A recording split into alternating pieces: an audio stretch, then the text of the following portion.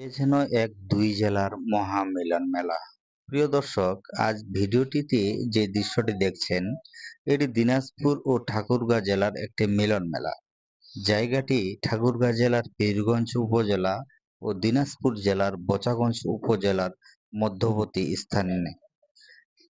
সবচেয়ে মজার বিষয় হচ্ছে যে নদীটি দেখতে পাচ্ছেন, এই নদীটির নাম টাঙ্গন নদী। মূলত এই নদীটি দুটি জেলাকে বিভক্ত করেছে।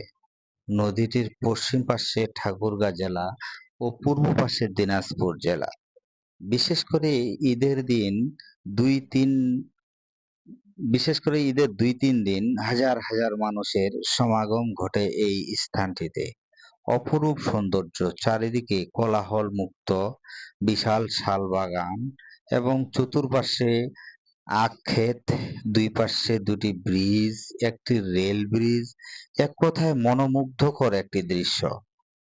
প্রতিদিন অনেক এমনিতেই লোকজনের সমাগম ঘটে। বিশেষ করে ঈদের দিন এবং ঈদের পরের দিন তো লোকের সমাগম অনেক পরিমাণে ঘটে।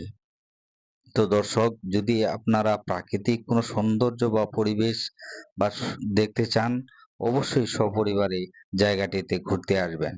তো ভিউয়ার্স, আমি বারবারই বলে থাকি আমি নতুন ইউজার। যদি আমার এই ছোট্ট ভিডিওগুলো আপনাদের ভালো লাগে, অবশ্যই আমার চ্যানেলটি সাবস্ক্রাইব করে দিবেন এবং লাইক করবেন।